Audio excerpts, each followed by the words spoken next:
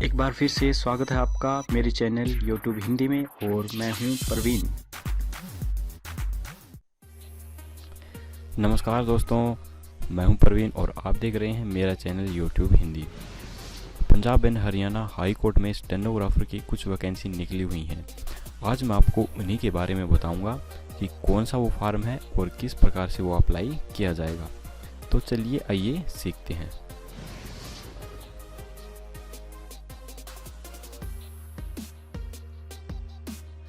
तो सबसे पहले आपको जाना है अपने लैपटॉप के गूगल चार्म पे और यहाँ पे देखिए इस साइट का लिंक मैंने नीचे डिस्क्रिप्शंस में दे दिया है।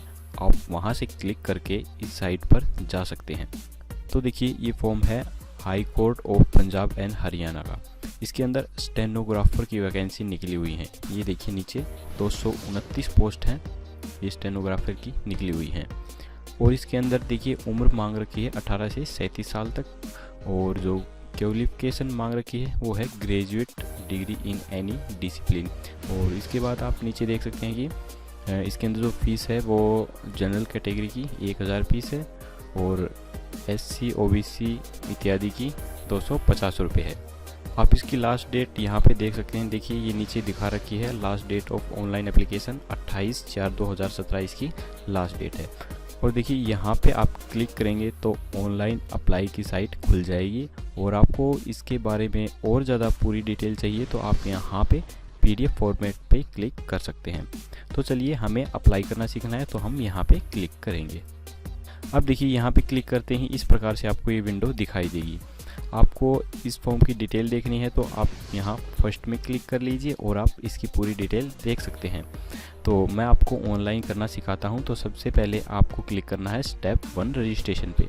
यहाँ पे क्लिक करिए आप। अब देखिए ये यहाँ पे इंस्ट्रक्शन दिखा रहा है और आपको कर देना है ओके। अब देखिए ये इस प्रकार से साइट खुल चुकी है। अब मैं आपको बता देता हूँ कि जल्दी जल्दी आपको यहाँ पर फिलअप क्या करना है। देखिए ये यहाँ पे ऑलरेडी आया हुआ है, इसे आपको नहीं छेड़ना है और ना ही आपको इसको स्टेनोग्राफर को छेड़ना है। आपको यहाँ पे अपना नाम डालना है।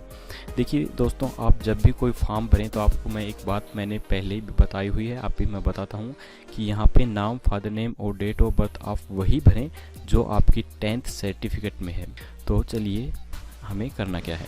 देखिए फर्स्ट में हमें अपना नाम डालना है, सेकंड में हमें अपना यहाँ पर फादर नाम डालना है और डेट ऑफ बर्थ में हमें अपनी डेट ऑफ बर्थ डालनी है। और इसी प्रकार से यहाँ नीचे देखिए जेंडर दिखा रखा है, जेंडर मेल या फीमेल, यहाँ पे आप कुछ भी कर सकते हैं। अगर आप पुरुष हैं तो मेल वरना फीमेल। इसके बाद देखिए यहाँ पे कैटेगरी है, ये आप सेलेक्ट कर सकते हैं कौन सी कैटेगरी है, SC ST OBC जो भी है आप यहाँ पे सेलेक्ट कर सकते हैं। देखिए मैं यहाँ पे आपको एक चीज़ बता देना चाहता हूँ, अगर आप SC OBC कैंडिडेट हैं तो इसका फ़ायदा आपको सिर्फ तभी मिलेगा जब आपका रेजिडेंस सर्टिफिकेट पंजाब का है, तो ही आपको इस चीज़ का फ़ायदा मिल सकता है, अन्यथा आपको इसका फ़ायदा नहीं मिलेगा। यदि आप पंजाब के अलावा अदर स्टेट पे हैं तो आपको ये ऑप्शन क्लिक करना है। तो मैं फ़िलहाल पंजाब का नहीं हूँ तो मैं यहाँ पे सेलेक्ट कर देता हूँ अदर स्टेट। इसके बाद देखिए अगर आप पुरुष हैं तो आपको यहाँ पे ये हस्बैंड वाला ऑप्शन फिलअप करने की ज़रूरत नहीं है। अगर आप फीमेल हैं तो आपको ये भरना होगा यदि आप मैरिड हैं तो। अगर आप मैरिड नहीं हैं, फीमेल हैं, तो इसे आप रहने दीजिए। अब देखिए दोस्तों, जो ये यहाँ पर फर्स्ट में दिखा रखा है इसका मतलब होता है कि क्या आप गवर्नमेंट एम्प्लॉय हैं। अगर आप किसी गवर्नमेंट सर्विस में लगे हुए हैं तो आप इसे यस कर सकते हैं, अन्यथा इसे आप नो ही रहने दीजिए। उसके बाद देखिए जो ये सेकंड ऑप्शन है इसमें पूछ रखा है कि क्या आपने 10वीं पंजाबी सब्जेक्ट से की हुई है। देखिए दोस्तों, इसको आपको यस करना बहुत अनिवार्य है। अगर आप इसे यस नहीं करेंगे तो ये फॉर्म अप्लाई नहीं होगा। यानी कि मेरे कहने का मतलब है कि जिस व्यक्ति ने पंजाब से 10वीं पास की हुई है वही व्यक्ति इस फॉर्म को अप्लाई कर सकता है। अगर आपने पंजाब से 10वीं नहीं की है तो आप इस फॉर्म को अप्लाई नहीं कर पाएंगे। उसके बाद देखिए थर्ड ऑप्शन है, इसका मतलब ये है कि जो क्वालिफिकेशन इस फॉर्म में मांग रखे हैं क्या आप वो क्वालिफिकेशन पूरी करते हैं। यदि आप हाँ उसको पूरी करते हैं, यानी कि आपने ग्रेजुएशन पूरी की हुई है तो आप इसे येस कर सकते हैं, वरना आप इसे नो भी कर सकते हैं। लेकिन यहाँ पे अगर आप येस करेंगे तो ही आपका फॉर्म अप्लाई होगा, अगर आप नो कर देंगे तो आपका फॉर्म अप्लाई नहीं होगा, ये फॉर्म सबमिट नहीं होगा। तो इन तीनों ऑप्शन के अंदर आपको ये 2 ऑप्शन येस करने बहुत ज़रूरी हैं, तभी ये फॉर्म अप्लाई होगा। तो देखिए इसके बाद आपको क्या डालना है, इसके बाद आपको यहाँ पे एड्रेस ऑफ कोरस्पॉन्डिंग डालना है। देखिए कोरस्पॉन्डिंग का मतलब क्या होता है, मैं आपको यहाँ पे बता देना चाहता हूँ। कोरस्पॉन्डिंग एड्रेस वो एड्रेस होता है जो आपका जो स्थायी एड्रेस होता है वो एड्रेस कोरस्पॉन्डिंग एड्रेस नहीं होता है। जिस एड्रेस पे आप किसी किराए पे या बाहर कहीं रह रहे हैं उस एड्रेस को बोलते हैं कोरस्पॉन्डिंग एड्रेस, और जो स्थायी एड्रेस होता है वो होता है परमानेंट एड्रेस। देखिए यहाँ नीचे दिखा रखा है परमानेंट एड्रेस, ये होता है स्थायी एड्रेस। स्थायी एड्रेस का मतलब जहाँ आपका पहचान पत्र बना हुआ है जिस एड्रेस पे, और जिस एड्रेस पे आपका आधार कार्ड बना हुआ है वो होता है परमानेंट एड्रेस। और उसके अलावा अगर आप बाहर कहीं रहते हैं तो उसे कहते हैं कोरस्पॉन्डिंग एड्रेस। तो यहाँ पे आपको कोरस्पॉन्डिंग एड्रेस डालना है और यहाँ पे आपको अपना स्थायी एड्रेस डालना है। उसके बाद आपका जो स्टेट है वो यहाँ पे डाल दीजिए, और आपकी जो डिस्ट्रिक्ट है वो यहाँ पे डाल दीजिए, और उसके बाद ये आपके मोबाइल नंबर आपको यहाँ पे डालने हैं, और इसके बाद नेक्स्ट यहाँ पर आपको वही मोबाइल नंबर दोबारा से डालने हैं।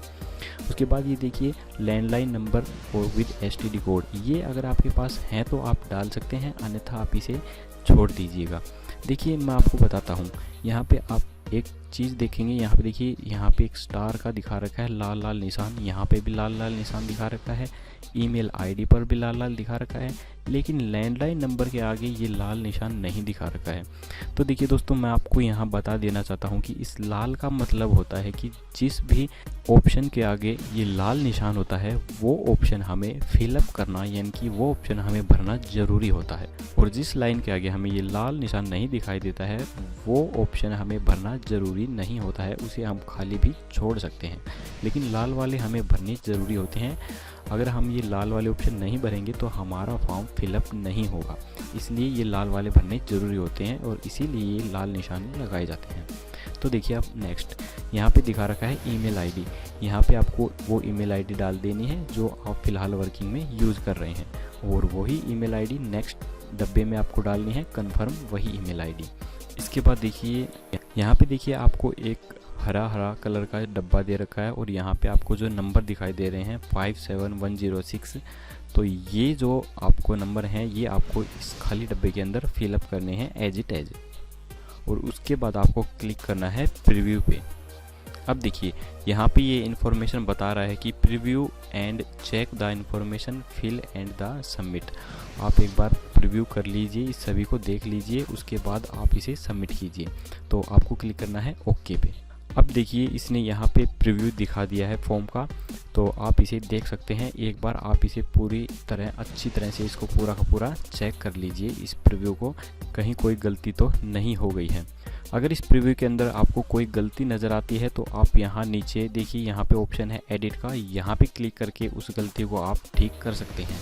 अगर आप इसे एक बार सबमिट कर देंगे तो बाद में आप गलती को ठीक नहीं कर पाएंगे, इसलिए मैं आपसे रिक्वेस्ट करता हूं कि एक बार ज़रूर इस पूरी इन्फॉर्मेशन को आप पढ़ लीजिए, उसके बाद ही आप लॉक और सबमिट कीजिए। तो देखिए अब मैं करता हूं लॉक एंड सबमिट। अब देखिए दोस्तों यहाँ पे एक मैसेज दिखा रहा है। देखिए इस मैसेज का ये मतलब है कि आपने जो भी इन्फॉर्मेशन डाली है क्या वो आपने सही इन्फॉर्मेशन डाली है, क्योंकि बाद में आप उस इन्फॉर्मेशन को चेंज नहीं कर पाएंगे। आप उसे देख लीजिए, एक बार चेक कर लीजिए और उसके बाद ही आप ओके कीजिए। देखिए दोस्तों ये जो मैसेज दिखा रहा है ये बहुत ही इंपॉर्टेंट मैसेज है। इस मैसेज के अंदर आपकी रजिस्ट्रेशन आईडी और आपके पासवर्ड दोनों शो हो रहे हैं। या तो देखिए आप इस रजिस्ट्रेशन नंबर और पासवर्ड को किसी कॉपी के अंदर नोट कर लीजिए, या आप इसका प्रिंट सेव कर लीजिए, आप इसे सेव भी कर सकते हैं। इसका मैसेज आपको अपने मोबाइल पर और आपकी ईमेल आईडी पर भी मिल जाएगा, तो वहाँ पर भी आप इन चीज़ों को देख सकते हैं। इसके बाद देखिए आपको यहाँ पे क्लिक करना है ओके पे। देखिए ये यहाँ पे चालान क्रिएट हो चुका है। यहाँ पे देखिए ये किस बैंक का चालान है, आप यहाँ पे देख सकते हैं स्टेट बैंक ऑफ इंडिया। ये स्टेट बैंक ऑफ इंडिया का चालान है। अब आपको करना क्या है, आपके घर में अगर प्रिंटर है तो आप इसे डायरेक्ट यहाँ पे प्रिंट पे क्लिक करके प्रिंट कर सकते हैं। अगर आपके पास प्रिंटर नहीं है तो आप यहाँ पे क्लिक कीजिए save as a PDF file पे, तो ये चालान पीडीएफ फाइल के अंदर सेव हो जाएगा। आप उस पीडीएफ फाइल को एक पेन ड्राइव में डालकर किसी भी शॉप पर ले जाकर प्रिंट निकलवा सकते हैं। प्रिंट निकलवाने के बाद दोस्तों आपको क्या करना है, इस चालान को SBI बैंक के अंदर लेके जाना है। और यहाँ पे एक बात ध्यान रखिए, जिस दिन आप ये फॉर्म अप्लाई कर रहे हैं उस दिन आप इस चालान को कभी भी बैंक में जमा करवाने के लिए मत जाइए, क्योंकि उस दिन आपका ये फॉर्म जमा नहीं होगा। आप उससे अगले दिन या फिर 2 दिन के बाद जाइए, यानी कि फॉर्म भरने के 1 दिन के बाद या फिर 2 दिन के बाद ही आप जाइए, तभी आपका चालान भरा जा सकता है।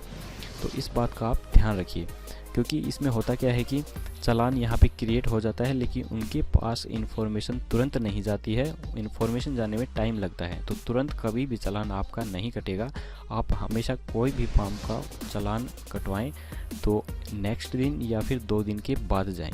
तो देखिए दोस्तों, मैं आपको यहाँ बता देता हूँ PDF कैसे होगा। आपको यहाँ पे क्लिक करना है सेव एज ए PDF पे। अब देखिए यहाँ पे आपको ये डाउनलोड कर लेना है। अब इसे ओपन करना है। अब देखिए ये PDF फाइल कुछ इस प्रकार से होती है। इसके अंदर पूरी चीज़ दिखा देता है, एडवर्टाइजमेंट नंबर, आपके रजिस्ट्रेशन नंबर, आपका नाम, आपके फादर का नाम, आपकी डेट ऑफ बर्थ, आपके मोबाइल नंबर, ईमेल आईडी, ये सभी चीज़ यहाँ पे दिखा देता है। और जितने रुपए आपको पे करने हैं, देखिए यहाँ पे दिखा रखा है 1000 रुपये आपको पे करने हैं और 35 रुपये यहाँ पे बैंक चार्ज है। तो ये बैंक अपना चार्ज लेता है 35 रुपये अलग से।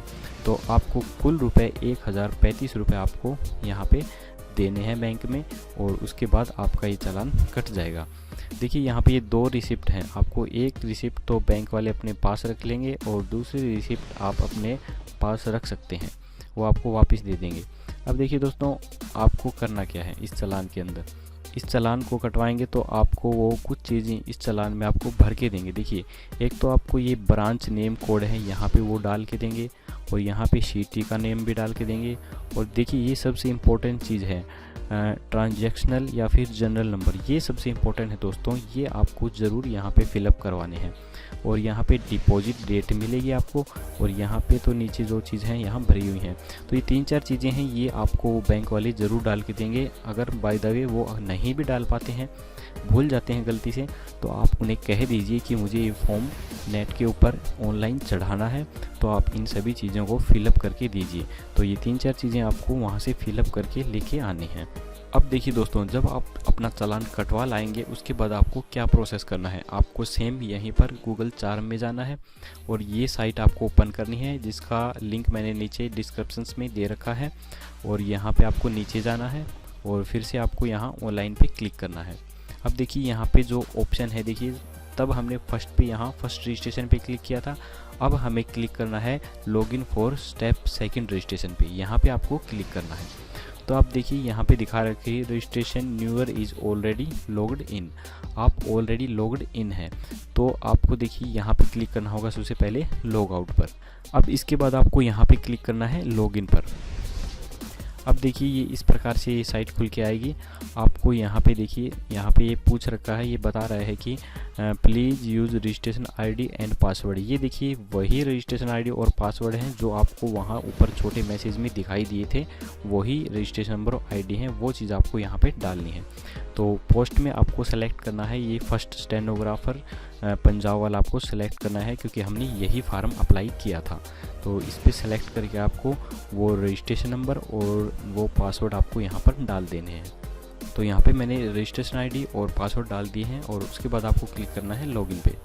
अब देखिए जैसे ही आप लॉगिन पे क्लिक करेंगे आपके सामने ये मैसेज यहाँ पर आएगा। देखिए इस मैसेज का क्या मतलब है। इस मैसेज का मतलब है कि आपको ये फ़ोटो है ना, ये फ़ोटो आपको इस प्रकार से डाउनलोड करनी है। देखिए यहाँ पे इसने इंस्ट्रक्शन दिखा रखे हैं किस प्रकार से आपको फ़ोटो डाउनलोड करनी है। तो ये चीज़ मैं आपको बताऊंगा कि किस प्रकार से आपको फ़ोटो इसमें सेट करनी है और डाउनलोड करनी है। तो यहाँ पे आप इस कांटे पे क्लिक कर दीजिए। तो देखिए यहाँ पे मैं आपको बताता हूँ क्या क्या चीज़ आपको यहाँ पे फिलअप करनी है। अब देखिए मैं आपके सामने यहाँ पे साइड में मैंने दोनों विंडो खोल दी हैं। यहाँ पे चालान वाली विंडो है जो चालान आपको निकलवा के लाना है, और यहाँ पे ये फॉर्म वाली डिटेल है जो डिटेल आपको यहाँ पे डालनी है। तो देखिए आपको जो ये फर्स्ट ऊपर वाला डब्बा है यहाँ पे तो आपको कुछ डालने की ज़रूरत नहीं है, ये ऑलरेडी डला हुआ है स्टेट बैंक ऑफ इंडिया। तो देखिए जो फर्स्ट ऑप्शन है इसके अंदर पूछ रखा है ब्रांच का कोड। ठीक है। और जो सेकंड है ऑप्शन ब्रांच नेम, इसमें पूछ रखा है ब्रांच का नाम। तो देखिए अब जाइए चालान पे, देखिए चालान पे देखिए यहाँ पे जो ऑप्शन है वहाँ पे दोनों चीज़ दे रखी हैं, ब्रांच का नाम भी एंड कोड भी। तो यहाँ पे बैंक वाले आपको ब्रांच का नाम और कोड दोनों चीज़ डाल के देंगे। तो फर्स्ट में आपको वो कोड डाल देने हैं और सेकंड में आपको उस ब्रांच का नाम यहाँ से देखकर डाल देना है। उसके बाद देखिए थर्ड में दे रखा है ब्रांच सिटी।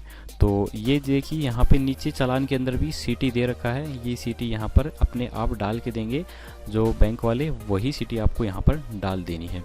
उसके बाद देखिए ऑप्शन आता है ट्रांजैक्शंस या फिर जनरल नंबर। ये देखिए सबसे इम्पोर्टेंट चीज़ है दोस्तों, ये आपको डालनी बहुत ही ज़रूरी है क्योंकि फ़ीस जो होती है वो इसी नंबर से कटती है आपकी। तो ये यहाँ पे दे रखी है, देखिए चालान के अंदर ट्रांजैक्शन जनरल नंबर, ये आपको यहाँ पर इसके अंदर मिलेंगे चालान में, बैंक वाले अपने आप डाल के देंगे, वही आपको यहाँ सेम बिल्कुल डाल देनी है। उसके बाद देखिए डेट ऑफ पेमेंट। तो देखिए ये यहाँ पे नीचे चालान में आप देख सकते हैं डिपॉजिट डेट, वो आपको यहाँ पर डेट डाल देनी है जिस तारीख को आपने चालान अपना डिपॉजिट करवाया है। उसके बाद एप्लीकेशन फ़ीस तो आपको छेड़ने की ज़रूरत नहीं है, ये ऑलरेडी डला हुआ है। इसके बाद देखिए यहाँ पे नीचे 2-3 ऑप्शन दे रखे हैं, जो ये first, second, third, fourth, fifth और ये सिक्स्थ, ये 6 ऑप्शन आपको भरने की ज़रूरत नहीं है क्योंकि ये ऑप्शन हमने ऑलरेडी भर दिए हैं। इसके बाद देखिए आपको इस ऑप्शन पे आना है, do you have proficiency in operation of computer, यानी कि आपको अगर कंप्यूटर का कुछ ज्ञान है तो आप इसे यस कर सकते हैं, अन्यथा आप इसे नो ही रहने दीजिए। उसके बाद देखिए नेक्स्ट में इसने पूछ रखा है कि अगर आपका कोई क्रिमिनल रिकॉर्ड है तो आप यहाँ पे यस करके उसकी डिटेल यहाँ पे नीचे डाल सकते हैं। अगर आपका कोई क्रिमिनल रिकॉर्ड नहीं है तो आप इसे नो ही रहने दीजिए, आपको कोई डिटेल डालने की ज़रूरत नहीं है।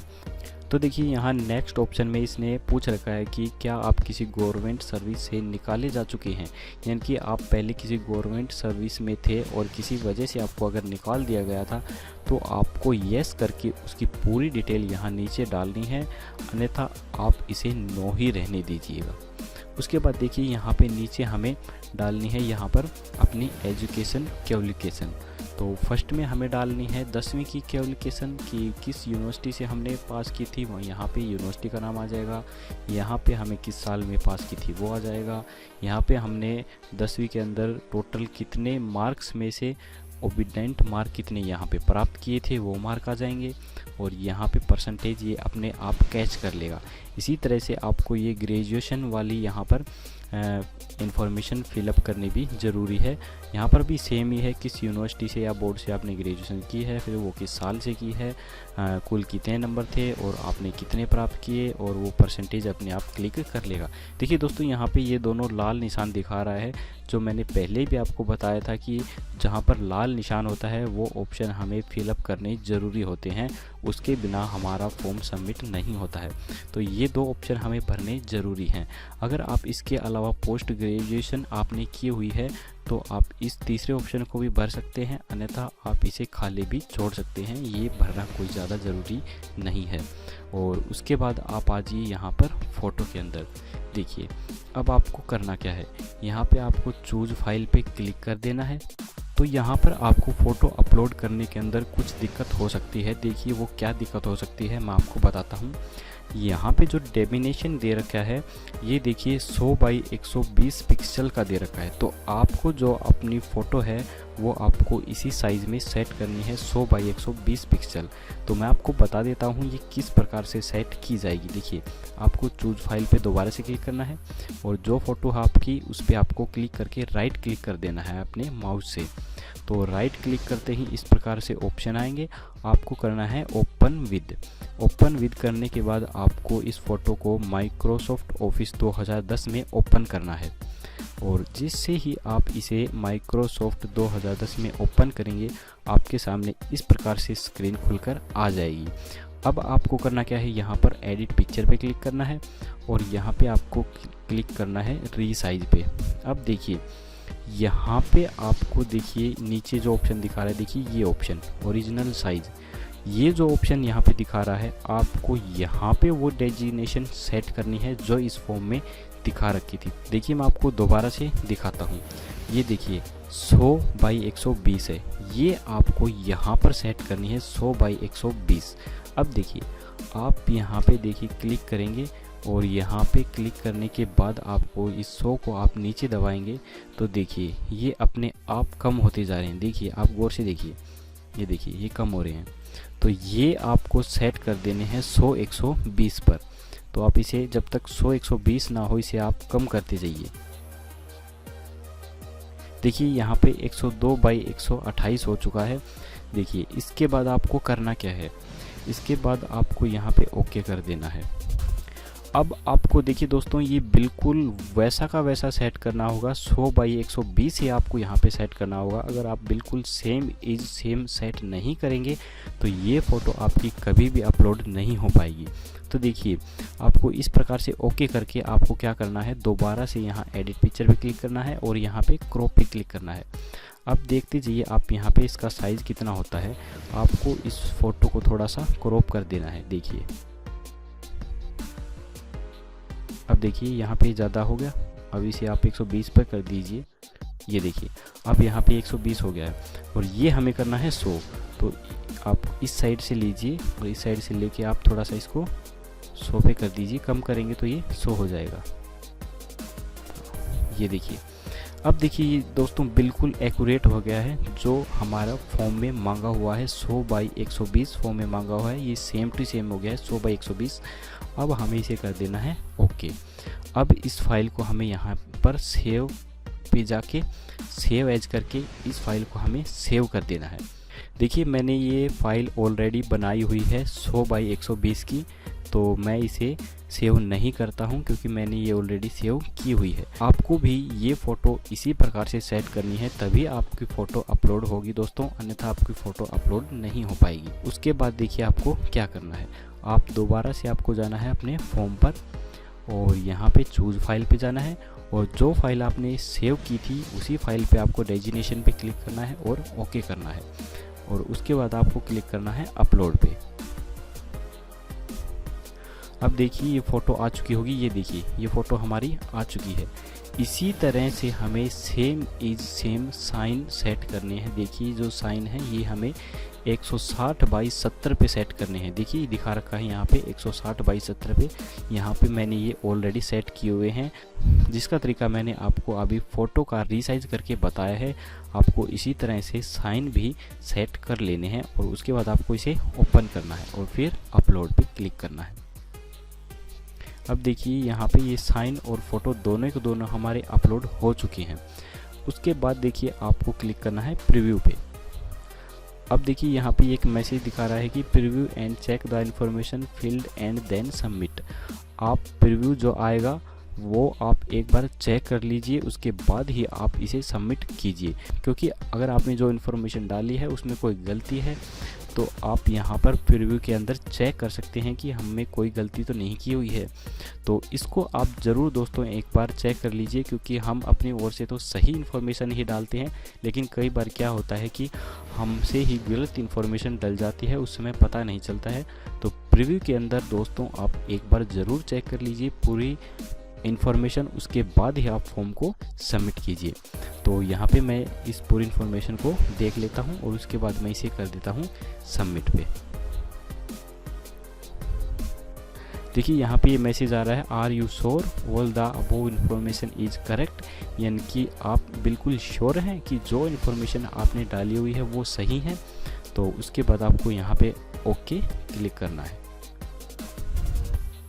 अब देखिए यहाँ पे ये फॉर्म यहाँ पे दिखा दिया है, ये पूरा फॉर्म यहाँ पे दिखा दिया गया है, यानी कि ये फॉर्म हमारा अप्लाई हो चुका है।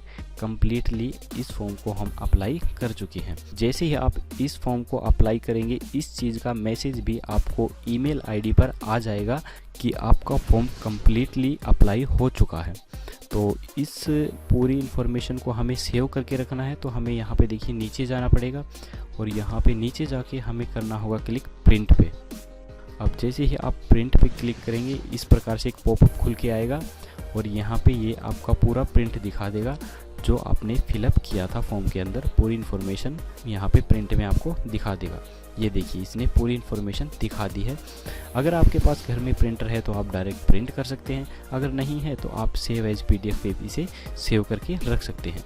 तो आप यहाँ पे सेव कर दीजिए, अपने किसी भी जगह पर डेस्कटॉप पे सेव कर दीजिए। इस प्रकार से आप इसका कुछ भी नाम डाल सकते हैं और यहाँ पे आप अपना नाम डाल के इसे सेव कर सकते हैं। अब दोस्तों ये फॉर्म आपका पूरी रूप से अप्लाई हो चुका है। देखिए दोस्तों, इस फॉर्म के अलावा 3 फॉर्म और निकले हुए हैं, उनकी डिटेल भी मैं आपको दिखा देता हूँ। देखिए ये एक HPSC रिक्रूटमेंट 2017 सिविल जज वैकेंसी निकली हुई है। ये हरियाणा के अंदर सिविल जज की वैकेंसी निकली हुई है 109 पोस्ट की। देखिए मैं हरियाणा से हूँ, इसलिए हरियाणा की जो भी वैकेंसी निकलती है वो मैं आपको ज़रूर बताऊंगा। तो ये हरियाणा की वैकेंसी है, आप इसको भी अप्लाई कर सकते हैं। इसकी इन तीनों फॉर्मों की डिटेल मैं नीचे डिस्क्रिप्शंस में दे रहा हूँ, वहाँ पे क्लिक करके आप ये तीनों फॉर्म चेक कर सकते हैं। देखिए दूसरा फॉर्म है यहाँ पर, ये है आंध्र प्रदेश पोस्टल सर्कल का है और इस पोस्ट का नाम है ग्रामीण डाक सेवक, जिसके अंदर 1771 पोस्ट हैं। इसको आप तभी भर सकते हैं अगर आप आंध्र प्रदेश के हैं या तेलंगाना के हैं। वहाँ अगर आप रहते हैं, वहाँ के निवासी ही इस फॉर्म को भर सकते हैं। अगर आप अदर स्टेट से हैं तो आप इस फॉर्म को नहीं भर पाएंगे। इसके बाद तीसरा फॉर्म है, देखिए यहाँ पर हिमाचल प्रदेश पर्सन डिपार्टमेंट का है। इसके अंदर मेल वार्डर की 39 वैकेंसी हैं। तो ये फॉर्म भी आप अप्लाई कर सकते हैं, लेकिन मैं बता दूं कि ये फॉर्म ऑफलाइन फॉर्म है, ये ऑनलाइन फॉर्म नहीं है। तो इस फॉर्म का आपको प्रिंट निकलवा के आपको खुद भरना होगा, तभी आप इस फॉर्म को भर सकते हैं। ये ऑनलाइन फॉर्म नहीं है। तो दोस्तों मैंने इन तीनों फॉर्मों के लिंक नीचे डिस्क्रिप्शंस में दे दिए हैं, आप वहां पर जाकर इन तीनों फॉर्मों को देख सकते हैं और इनको भी अप्लाई कर सकते हैं। मुझे आशा है कि मेरे द्वारा बनाई गई ये वीडियो आपको काफ़ी अच्छी लगी होगी। तो अगर आपको ये वीडियो अच्छी लगी तो प्लीज़ इस वीडियो को एक लाइक करना बिल्कुल मत भूलिए दोस्तों। और अगर आपने मेरा चैनल अभी तक सब्सक्राइब नहीं किया है तो प्लीज़ मेरे चैनल को सब्सक्राइब कर लीजिए, क्योंकि मैं ऐसी इन्फॉर्मेशन आपके लिए लेकर आता रहता हूँ। जो भी ऑनलाइन फॉर्म निकलते हैं मैं आपको पूरी डिटेल के साथ यहाँ पे बताता हूँ कि कौन सा फॉर्म कब निकला हुआ है और भरने का तरीका सिखाता हूँ। तो अगर आपने अभी तक मेरा चैनल सब्सक्राइब नहीं किया है तो प्लीज़ सब्सक्राइब ज़रूर कर लीजिएगा। और अगर आप चाहते हैं कि आपके दोस्त भी फॉर्म भरना सीखें तो आप मेरे चैनल को अपने दोस्तों के साथ शेयर भी कर सकते हैं। अगर दोस्तों आपको फॉर्म भरने में कोई प्रॉब्लम हो रही है या कोई दिक्कत हो रही है तो मुझे आप नीचे कमेंट बॉक्स में कमेंट लिखकर कुछ भी क्वेश्चन पूछ सकते हैं। मैं होस्ट का उतनी जल्दी आपके क्वेश्चनों के जवाब देने की कोशिश करूंगा। और आप मेरे व्हाट्सएप नंबर पर भी मुझसे हेल्पलाइन ले सकते हैं। मैंने अपने व्हाट्सएप नंबर यहाँ नीचे दे दिए हैं और डिस्क्रिप्शंस में भी दे दिए हैं, और ये आपको यहाँ पर सामने स्क्रीन में भी दिखाई दे रहे हैं। आप इसे अपने मोबाइल में सेव कर सकते हैं। और अगर आपको कोई इन्फॉर्मेशन पूछनी है तो आप मुझे व्हाट्सएप नंबर पर भी मैसेज कर सकते हैं। तो जल्दी ही मिलते हैं दोस्तों एक नई वीडियो के साथ। तब तक के लिए जय हिंद, जय भारत।